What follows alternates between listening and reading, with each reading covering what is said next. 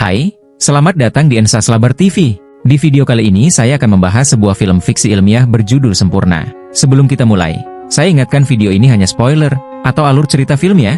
Oke, kita lanjut. Film ini dimulai dengan masuk ke dalam kesadaran seseorang yang tampaknya sedang mengalami krisis eksistensial. Orang ini menyadari bahwa dia memiliki berbagai aspek kepribadian, masing-masing dengan pemikiran yang sangat berbeda. Dia bertanya-tanya bagaimana cara menyatukan pemikiran-pemikiran itu, atau bahkan menggabungkan kepribadian-kepribadian yang berbeda menjadi satu kesatuan.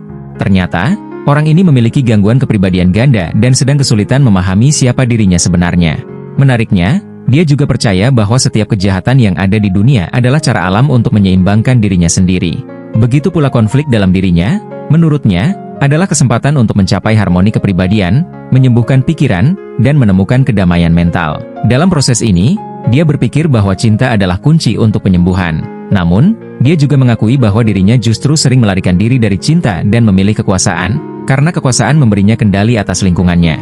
Adegan kemudian bergeser. Kita kini melihat sosok orang tersebut di dunia nyata. Dia adalah Alex, seorang pemuda tampan yang tumbuh besar bersama ibunya, Sandra. Alex tidak pernah tahu siapa atau di mana ayahnya, dan Sandra juga tidak terlalu hadir dalam hidupnya. Mereka sangat kaya, tapi Sandra sibuk berpesta dan melawan iblisnya sendiri, meninggalkan Alex untuk menghadapi dunia yang bermasalah sendirian. Saat ini, Alex berada dalam situasi darurat dan mencoba menelepon ibunya. Namun, Sandra langsung menjawab dengan nada kesal, mengatakan bahwa ini bukan waktu yang tepat untuk menelepon. Suara pesta yang keras terdengar di latar belakang, menunjukkan betapa jauh jarak emosional antara ibu dan anak ini. Alex berbicara dengan suara panik saat menelepon ibunya, memberitahu bahwa dia sangat membutuhkan bantuan. Ketika Sandra bertanya apa yang sebenarnya terjadi, Alex memberikan jawaban yang samar, mengatakan bahwa seorang temannya datang dan sesuatu terjadi. Sandra awalnya berpikir Alex mungkin merusak sesuatu, tetapi situasinya berubah ketika Alex mulai terisak-isak dan memohon agar ibunya segera pulang. Kamera kemudian memperlihatkan pemandangan yang mengejutkan. Spray di kamar Alex berlumuran darah. Ternyata, Alex telah membunuh pacarnya, tetapi dia terlihat bingung, seolah-olah tidak tahu bagaimana hal itu bisa terjadi. Beberapa saat kemudian, Sandra tiba di rumah dan dengan tenang mengendalikan situasi. Dia memastikan tidak ada kabar tentang kejadian tersebut yang bocor ke publik, lalu memutuskan mengambil langkah drastis. Sandra menarik Alex dan membawanya masuk ke limusin tanpa memberitahu tujuan mereka. Meskipun putranya baru saja melakukan hal mengerikan, Sandra tetap tampak tenang. Selama perjalanan, Alex bertanya kepada ibunya, "Ya, apakah aku orang jahat?" Sandra menjawab dengan tegas, "Jika kamu bukan orang jahat." Namun, Alex segera melanjutkan dengan pertanyaan lain, "Ya, kalau begitu, kenapa semua hal buruk ini terus terjadi padaku?" Dialog ini mengungkapkan konflik batin Alex yang semakin rumit. Sementara Sandra berusaha keras melindungi putranya dari konsekuensi perbuatannya. Kejadian ini tampaknya membangkitkan kenangan di benak Sandra, karena ia terlihat sangat terganggu. Namun, ia berjanji akan menjelaskan semuanya kepada Alex ketika dia cukup dewasa untuk memahami kebenarannya. Sandra menyebut Alex sebagai bajingan. Lalu mereka tiba di tujuan yang ternyata adalah sebuah klinik. Sandra segera meninggalkan Alex di gerbang depan klinik, membuat putranya harus melangkah masuk sendirian. Klinik ini lebih mirip tempat peristirahatan mewah daripada lembaga pemasyarakatan. Bangunannya canggih, dengan pintu dilengkapi pemindai retina, dinding kaca yang bersih, dan area lounge modern. Di dalam, beberapa orang berpenampilan menarik terlihat santai di ruang tunggu, sementara yang lain tampak lebih atletis, berenang di kolam renang fasilitas tersebut. Tak lama kemudian terungkap bahwa tempat ini adalah klinik modern yang merawat orang-orang dengan kecenderungan kekerasan melalui rekayasa genetika. Alex kemudian dibawa ke kamarnya, sebuah ruangan minimalis namun mewah dengan desain modern. Ada perangkat interkom di mana suara wanita Asia menyambutnya. Jendela besar di kamar itu memperlihatkan pemandangan hutan lebat yang menakjubkan di luar. Alex tampak terkesan dan segera mendekati jendela untuk menikmati pemandangan. Dari jendelanya, Alex melihat sebuah ruangan aneh di kejauhan. Ia bertanya untuk apa ruangan itu, dan suara dari interkom menjelaskan bahwa itu adalah ruang pemilihan. Setelah Alex memilih untuk melanjutkan perawatannya, ia akan mendapatkan berbagai opsi di ruangan tersebut. Malam itu, Alex tertidur dengan tenang di kamar barunya. Namun, dalam tidurnya, ia mengalami mimpi yang sangat jelas dan aneh, membuka babak baru dalam kehidupannya di klinik tersebut. Alex mulai menyadari bahwa semua orang di klinik ini tampak sempurna, seolah-olah mereka adalah manusia buatan. Wajah mereka cantik dan fisik mereka ideal, tetapi ada sesuatu yang terasa tidak alami, seperti replika dari manusia asli. Keesokan paginya, Alex bangun dari mimpi aneh yang mengganggunya. Ia menjalani hari seperti biasa, melakukan aktivitas rutin seperti menyikat gigi dan merawat kulit. Namun, tanpa disadarinya, seseorang di balik interkom terus memantau setiap gerakannya. Setelah itu, Alex dibawa ke jadwal pelatihan fisik yang ketat. Ia harus melakukan push-up, yoga, berenang, dan angkat beban, semua aktivitas yang jelas-jelas tidak ia kuasai. Di kamar mandi setelah latihan, saat mencuci pakaian olahraganya, Alex tiba-tiba mendapat penglihatan aneh. Ia melihat seorang pria berlumuran abu mandi di sebuah bak kecil, ditemani seorang wanita telanjang. Meski penglihatan itu tampak sensual, ada sesuatu yang menyeramkan pada pria itu, terutama dari tatapannya. Pria tersebut berkata, kamu ingin menjadi seperti aku, ya?"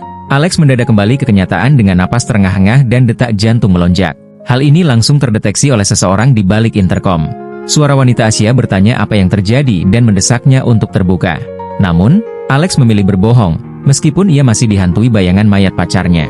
Dalam keadaan panik, Alex keluar dari kamarnya. Saat berjalan di lobi, ia bertemu dengan seorang gadis cantik yang baru saja tiba di fasilitas tersebut. Gadis itu tampak kebingungan dan meminta bantuan Alex untuk menunjukkan jalan, menyerahkan kunci kamarnya. Alex tertegun karena gadis itu sangat mirip dengan pacarnya yang telah meninggal. Dengan bingung, ia bertanya siapa namanya. Gadis itu menjawab, Sarah. Meski masih diliputi kecemasan, Alex akhirnya membimbing Sarah ke kamarnya. Alex membawa Sarah ke ruangan yang ditentukan. Seiring waktu, hubungan mereka semakin dekat, dan mereka menghabiskan banyak waktu bersama. Sarah menjelaskan bahwa ia berada di fasilitas ini untuk alasan yang mirip dengan Alex, dan mendorongnya untuk memilih jalur pengobatan yang ditawarkan. Namun, Alex terus mengalami mimpi-mimpi aneh. Dalam salah satu mimpi, ia kembali ke hari ketika ia membunuh pacarnya. Mimpi itu memperlihatkan mereka bercinta dengan penuh gairah, tetapi sesuatu yang aneh terjadi. Alex tiba-tiba kehilangan kendali atas dirinya. Ketika ia sadar kembali, ia melihat pacarnya tergeletak di genangan darah. Suara dari interkom mulai berbicara kepadanya, menjelaskan bahwa pada saat itu, Alex tidak memiliki kendali atas tubuh atau pikirannya. Anehnya, Alex tidak merasa terganggu oleh hal ini, malah menyukai perasaan "gelepas kendali" tersebut. Mendengar reaksi Alex, suara tersebut mendesaknya untuk segera memulai perawatan. Suara itu juga menyinggung hubungannya dengan Sarah, memperingatkan bahwa ia mungkin berbahaya bagi Alex. Kemudian, suara itu menjelaskan bahwa perawatan yang akan dilakukan melibatkan implan mikrobiotik transgenik yang akan menghilangkan kepribadian bawaan Alex. Pernyataan ini cukup untuk memicu Alex mengambil tindakan. Ia langsung menuju ruang seleksi, di mana ia menemukan beberapa tombol bercahaya. Tanpa berpikir panjang, Alex menekan salah satu tombol tersebut, yang akan mengubah segalanya. Alex memulai pengobatannya, diawali dengan sinar terang yang memancar dari gedung keluar angkasa. Keesokan harinya, Alex menerima sebuah peralatan yang harus dia gunakan sendiri. Peralatan tersebut sederhana, sebuah pisau bedah tajam dan sebuah implan silikon. Suara dari interkom memandu Alex dalam proses tersebut. Ia diminta menggambar kotak kecil di bawah mata kirinya. Kemudian, dengan rasa sakit yang cukup menyiksa, Alex menggunakan pisau bedah untuk memotong potongan kecil daging di bawah matanya. Setelah itu, ia memasukkan implan silikon ke dalam luka tersebut. Setelah prosedur selesai, suara itu mengatakan bahwa Alex kini selangkah lebih dekat menuju kesempurnaan. Dalam beberapa hari berikutnya, efek pengobatan mulai terasa. Alex tidak lagi mendapatkan penglihatan-penglihatan aneh, merasa lebih tenang, dan mampu mengendalikan emosinya dengan baik. Namun, ketenangan Alex terganggu saat ia bertemu Sarah sendirian di taman. Sarah memberitahu bahwa mereka harus melanjutkan pengobatan secara terpisah. Ia merasa dirinya telah jauh lebih maju dibandingkan Alex, yang menurutnya masih tertinggal dalam proses penyembuhan. Hari itu juga, Alex mendapat panggilan video dari ibunya, Sandra. Ia bertanya apakah Alex baik-baik saja, dan Alex menjawab bahwa ia sedang berusaha menjadi lebih baik. Dari percakapan itu, terungkap bahwa Sandra pernah mengunjungi fasilitas tersebut sebelumnya. Sandra tidak memberikan detail tentang alasannya atau kapan ia mengunjungi klinik, tetapi ia mengakui bahwa ia juga pernah membutuhkan bantuan. Saat membicarakan hal ini, Sandra mulai menangis, memperlihatkan sisi rapuhnya yang jarang ia tunjukkan. Alex mulai menyadari sesuatu yang aneh. Sebuah benjolan di lengan kirinya terasa gatal, dan tampaknya seperti ada makhluk aneh yang tumbuh di dalamnya. Kemudian, Alex kembali mendapatkan penglihatan, kali ini lebih jelas dan menyeramkan dibandingkan sebelumnya. Ia melihat dirinya dalam kondisi liar, tubuhnya ditutupi abu, dan di depannya, pacarnya terikat di sebuah pohon. Dalam sebuah twist yang mengerikan, Alex membakar pohon itu, membakar pacarnya hidup-hidup. Penglihatan ini mengungkapkan sisi kelam Alex, persona kejam dan predator yang tersembunyi di dalam dirinya. Inilah alasan utama ia dikirim ke klinik, untuk mencoba menghilangkan sisi tersebut dan menjadikannya manusia yang normal. Meski tahap awal pengobatannya menunjukkan hasil, kemajuan Alex perlahan terhenti.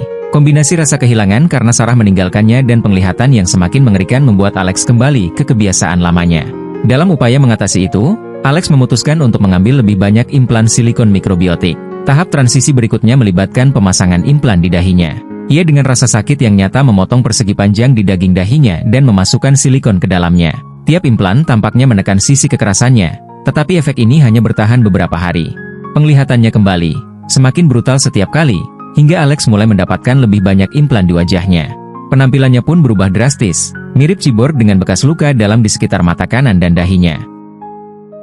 Suatu sore, Alex, yang kini tidak lagi terlihat seperti dirinya dulu, duduk di kamarnya sambil memegang apel. Kamera beralih ke intercom, memperlihatkan wanita di balik suara tersebut. Seorang Asia bernama Ozana, yang tampaknya memiliki hubungan masa lalu dengan Alex. Ia bergabung dengan Dr. Hamilton Price, pendiri klinik. Mereka berdua mengawasi Alex yang memakan apel dengan cara menjijikan, seperti sedang melahap daging mentah. Malam itu, Alex mengalami penglihatan lain, lebih detail dan mengerikan. Ia melihat dirinya duduk di singgasana di tengah hutan lebat, dikelilingi oleh sekelompok pria yang memujanya. Seorang wanita kurus dan cantik muncul membawa kristal aneh, mendekati Alex dan menyerahkan kristal itu kepadanya. Setelah meneguk kristal, Alex berubah menjadi monster besar. Wanita itu menatapnya dengan ngeri, dan Alex yang kini menjadi makhluk mengerikan membunuhnya dengan satu gerakan cepat. Kembali ke dunia nyata, Alex jatuh ke lantai dalam kesakitan hebat, tidak mampu membedakan dunia nyata dari fiksi. Ozana dan Dr. Price mengawasi dari intercom. Alex menangis, memohon lebih banyak implan silikon untuk meredakan rasa sakitnya. Ozana mulai khawatir dan menyarankan agar pengobatan dihentikan, tetapi Dr. Price, seorang pria keras kepala dan ambisius, menolak. Ia percaya bahwa Alex harus didorong hingga mencapai ambang batas mentalnya. Dr. Price akhirnya memasuki kamar Alex dan memperkenalkan dirinya. Beberapa detik kemudian, ia menyampaikan sebuah fakta mengejutkan yang mengubah segalanya. Ia mengungkapkan bahwa ibu Alex adalah salah satu pasien pertama di fasilitas ini. Dalam proses membantu ibunya, Dr. Price jatuh cinta kepadanya, dan Alex adalah hasil dari cinta mereka. Dengan kata lain, Dr. Price adalah ayah kandung Alex. Mendengar pengakuan ini, Alex terdiam, tidak mampu berkata-kata. Sesaat, ia bahkan melupakan rasa sakit yang selama ini ia rasakan. Dr. Price kemudian mendorong Alex untuk melanjutkan ke tahap akhir pengobatan, yang diklaim akan menjadikannya sempurna. Tanpa banyak berpikir, Alex setuju. Ia berbaring di lantai, mempersiapkan diri untuk prosedur tersebut.